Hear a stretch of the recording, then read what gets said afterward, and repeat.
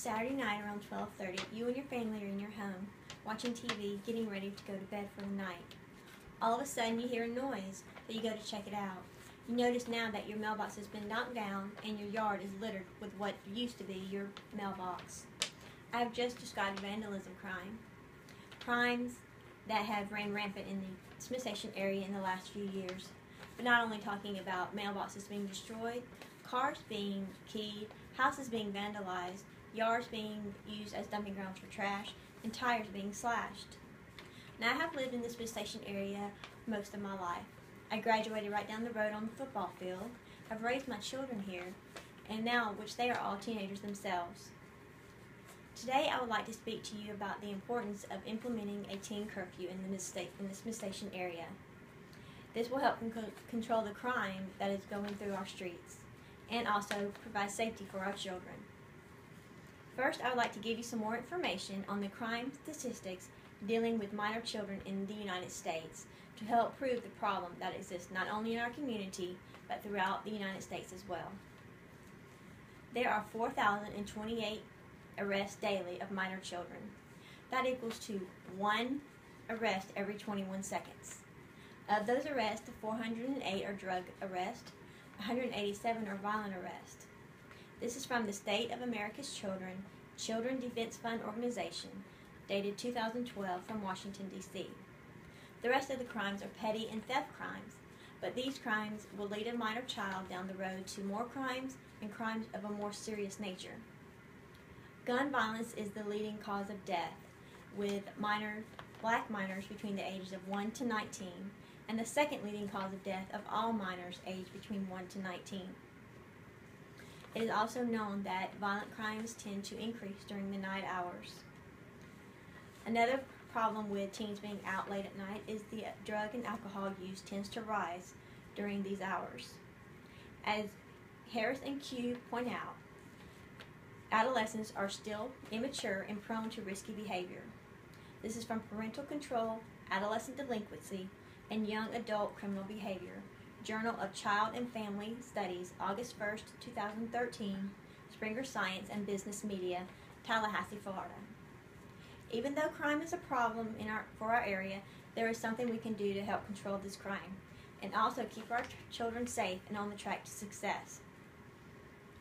But we cannot ignore the problems and sit back and do nothing. We have to take control of our streets and do something about it. Teen curfews can help control the streets and keep our children safe. Teen curfews have been shown to get minors off the streets, and even when they feel they don't need supervision, they do. According to the survey by a U.S. Conference of Mayors, 4 out of 5 cities with a population over 30,000 have nighttime curfews. This is because they've all realized what works to help deter juvenile crime. This is from Dusk Till Dawn, Children's Rights and the Effectiveness of Juvenile Curfew Ordinances, Brian Pover, the Boston University Law Review, April 1999, Boston, Massachusetts.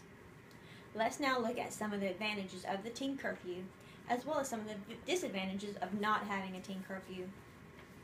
The first and most important factor is the safety of our children. It has been shown the effectiveness of having a teen curfew is quite high when it comes to controlling crime in high crime areas and creating a safer community for everyone. Richard D. Sufton and Janet Ford, The Effectiveness and Enforcement of a Teen Curfew Law, Journal of Sociology, Social Welfare, March 2001.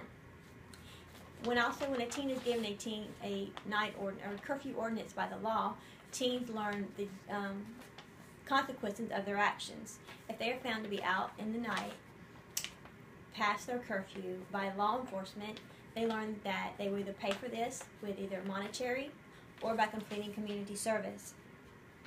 And we also know the importance of teens needing extra rest.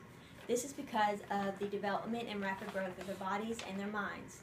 So having them off the streets at a decent hour can ensure that they get the rest that their body is craving. A teen curfew will also teach teens how to manage their time, because they will be equipped and to develop a routine schedule, they will have to learn to organize their time, and the activity they want to do to make sure they get it all in, but still get home at the required time.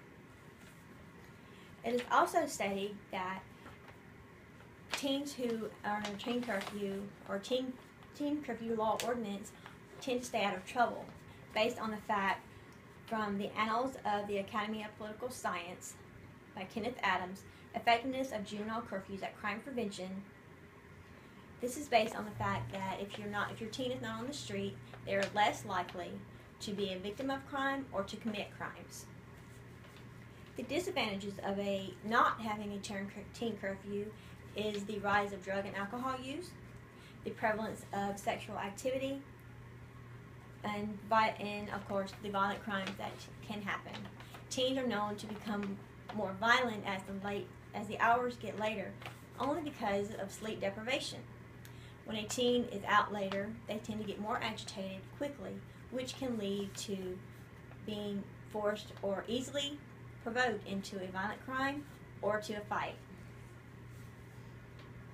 Now, I know that critics say that a curfew should be held by the parent and not by the law, but we also have to realize that some teens and adolescents do not have the adult supervision or parental guidance to keep them off the streets and keep them on track to success. It is also said that it takes a village to raise a child, and as our community, a teen curfew ordinance will help us get our children in our community on track to success. I want all of you to think of the well-being of children when we consider this ordinance and vote yes for the teen curfew ordinance law. Now I want to leave you with one last thought. If you had the chance to save a child, would you not do anything to save that child? I hope you all take the chance you've been given and help save a child. Thank you.